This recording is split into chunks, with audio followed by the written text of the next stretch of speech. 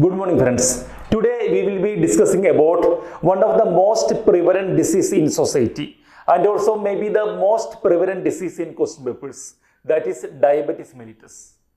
What is diabetes mellitus? We all know that it is a condition characterized by elevated blood sugars, and as per the definition, it is a multifactorial metabolic disease characterized by elevated blood sugars.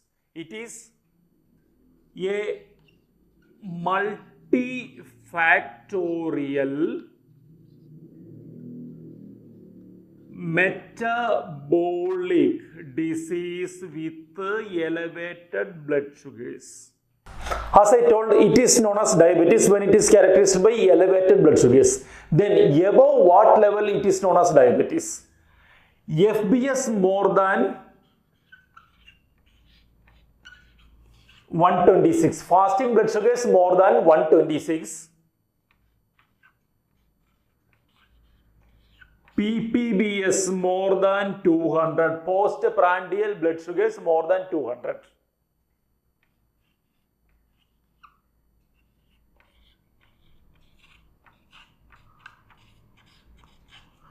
RBS, random blood sugars more than 200 with the clinical features of diabetes.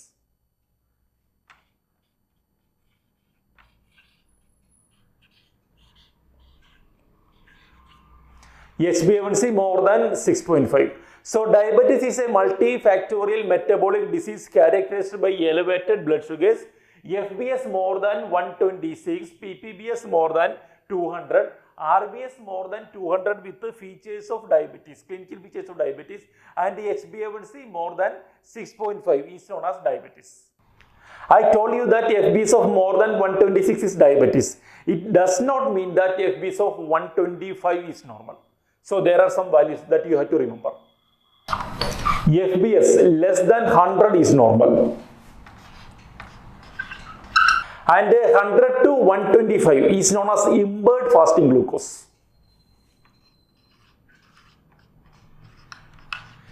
And as I told, FBS equal to or more than 126 is known as diabetes mellitus. Now telling about ppbs of less than 140 is normal, 140 to 200 is impaired glucose tolerance, and more than 200 is diabetes.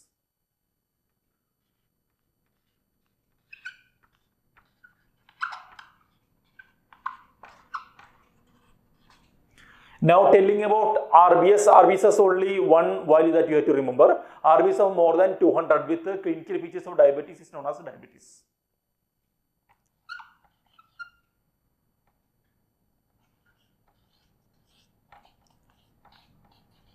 Now about HbA1c, HbA1c of less than 5.7 is normal, and 5.7 to 6.5 is borderline diabetes, and more than 6.5 is known as diabetes.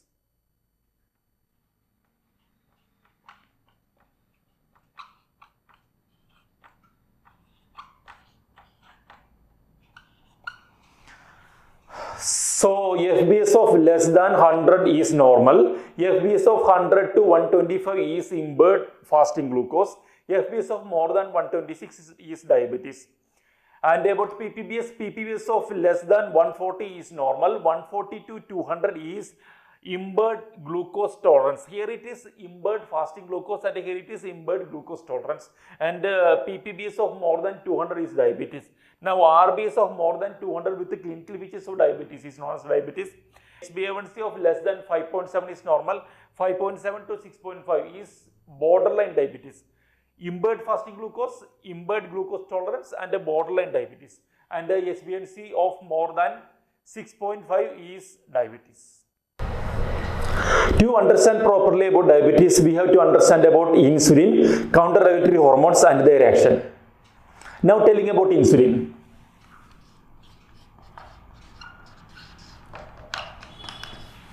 Insulin is secreted from beta cells of pancreas. It is secreted as pre-proinsulin.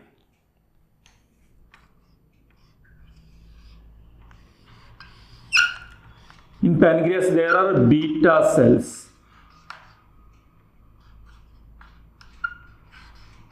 From there, insulin is produced, and it is produced as pre-pro insulin. And this pre-pro insulin is converted to pro-insulin, then converted to insulin.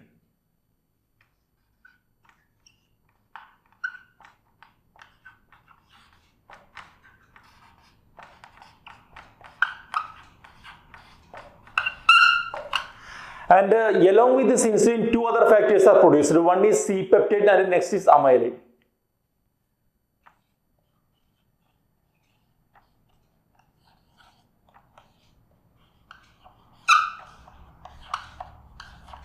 Insulin is secreted from beta cells of pancreas. It is secreted as pre-pro insulin. Pre-pro insulin is converted to pro-insulin, and this pro-insulin is converted to insulin. Along with this insulin secretion, C-peptide and amylin are produced. Now, what are the importance of these C-peptide and amylin? We will go through that. As I told, C-peptide is released along with the insulin. The level of C-peptide correlates with the endogenous, the quantity of endogenous insulin secretion. Correlates with the insulin levels, but only endogenous. When we are giving insulin exogenously, that is given directly as insulin, so there is no C-peptide level. And what are the uses of these C-peptide levels? By measuring the C-peptide level, we can get an idea about the endogenous insulin secretion that I told already, and we can differentiate between type 1 diabetes and type 2 diabetes. Type 1 versus type 2. In type 1 diabetes, always the insulin level is very low, so the C-peptide level is also very low. And in type 2 diabetes, in early phases, there is over insulin production, so the C-peptide level will be elevated. And in late phases, the C-peptide level will be less.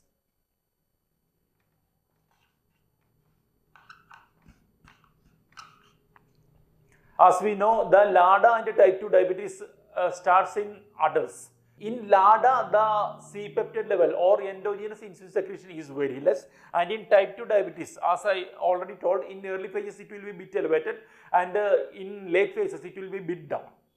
But there is one issue with measuring the C-peptide level. In case of glucotoxicity, that is, when the sugars are elevated, there will be temporary pancreatic suppression.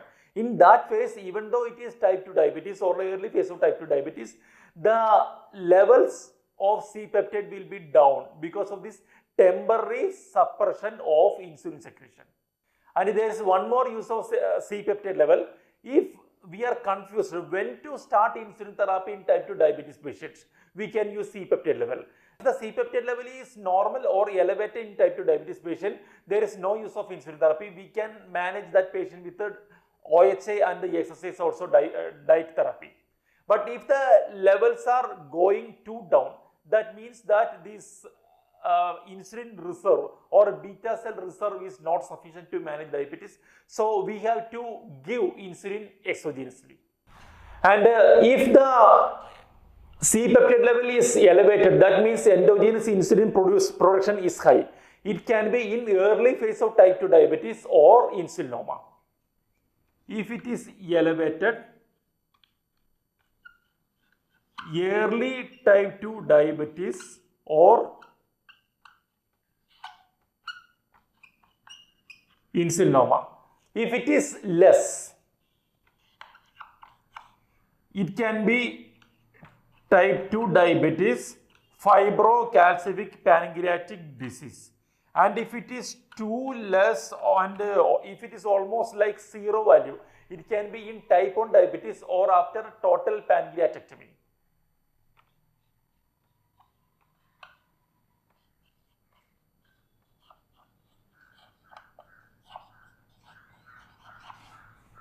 So C-peptide is released along with the diabetes. The level of C-peptide correlates with endogenous insulin secretion. And by measuring the C-peptide level, we can get an idea about the endogenous insulin level and also when to start insulin therapy on type 2 diabetes. We can differentiate between type 1 diabetes and type 2 diabetes, and also we can differentiate between type 2 diabetes and LADA. If the levels are elevated, it can be in early phase of type 2 diabetes or in case of insulinoma. If the levels are down, it can be in late phase of diabetes, type 2 diabetes, fibrocalcific pancreatic disease. And if the levels are like 2 less or 0, it can be after total pancreatectomy and also in case of type 1 diabetes. Now, the fate of sugar or glucose in our body. Fate of glucose. It is entirely different depending on whether it is fasting state or fed state. In fasting state, the glucose is converted to energy by glycolysis. In fasting state, the glucose is metabolized by glycolysis and it is converted to energy. In fed stage,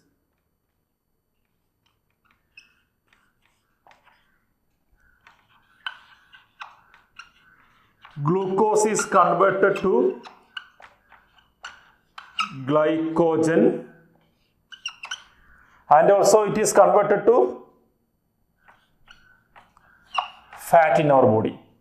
So in fed states, we have enough store of glucose in our blood. So it can be stored as glycogen or fat in our body deposit. In fasting state, the glucose is utilized for energy. Now we are going to learn how these insulin and counter-regulatory hormones balance our blood sugars. The insulin. Insulin acts by promoting glycolysis in fed stage and promoting glycogenesis, lipogenesis and also protein synthesis in fed stage. In fasting stage, it promotes glycolysis. In fed stage, it promotes glycogenesis, lipogenesis and protein synthesis. And it inhibits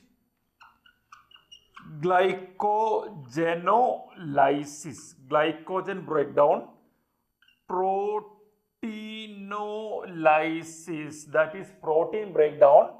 Now lipolysis, that is lipid breakdown, and also it suppresses gluconeogenesis. Insulin activate glycolysis in fasting stage. Insulin activate glycogenesis, lipogenesis and protein synthesis in fed stage, and also insulin suppress glycogenolysis, protein lysis, lipolysis and also gluconeogenesis. Now about counter-regulatory hormone, glucagon, growth hormone, glucocorticoids and catecholamines. They act by promoting glycogenolysis and also gluconeogenesis.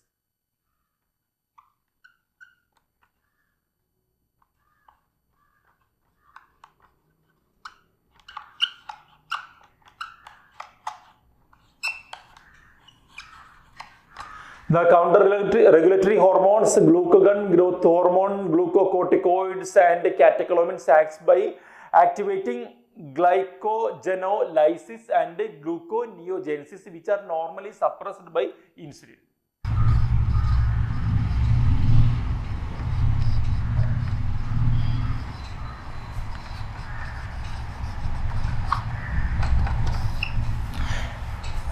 Now about the phases of insulin secretion. Insulin secretion is characterized by, it is having two phases. One is early phase and next is late phase.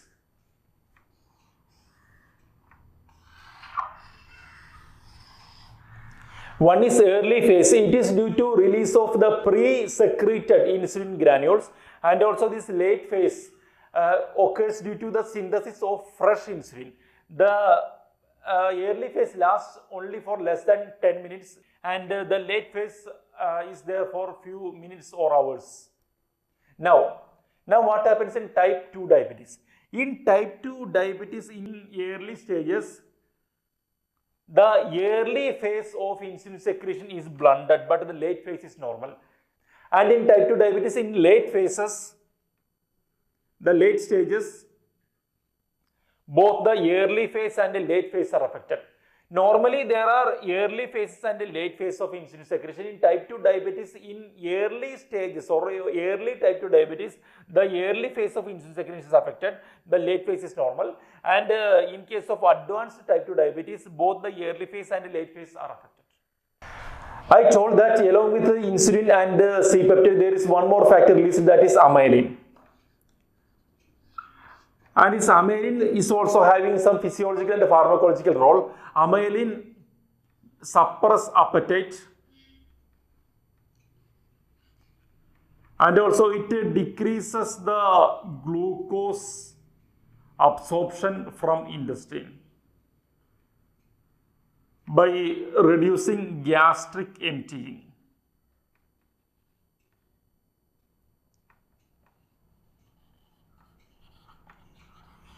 So, if we are giving some amylin analogs, or if we are elevating the levels of amylin in our body, it helps in reducing the blood sugars. It is also having some pharmacological values. When the sugars are absorbed from our intestine, there are two factors produced, that is GLP-1 and GIP. Together they are known as incretins.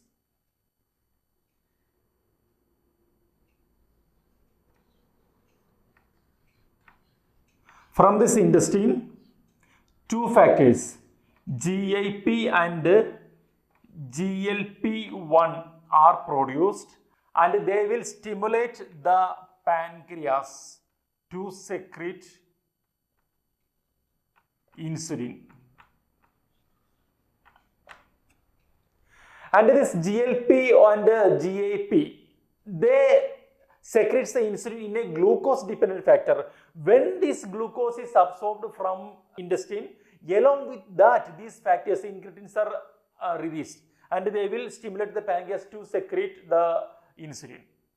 So, if we are elevating the levels of these incretins by blocking the DPP4 enzymes, these are metabolized by DPP4. If we are blocking this DPP4, or if we are giving this incretin analogs, it acts by elevating the insulin secretion. And this insulin secretion, which is released by this incretin therapy or DPP4 inhibitor therapy, it is along with the sugar intake, that is sugar dependent manner. In sugar dependent manner, this insulin is released, so there is bit less risk of hypoglycemia compared to glimepiride, sulfonylureas. So, if we are giving sulfonylurea to one patient, this sulfonylurea will continuously stimulate the insulin secretion from pancreas. So, there is high risk of hypoglycemia. And if we are giving this incretin analogs, when the glucose is going from the intestine to blood, insulin is secreted. So, sugar levels are controlled, but the risk of hypoglycemia is much less.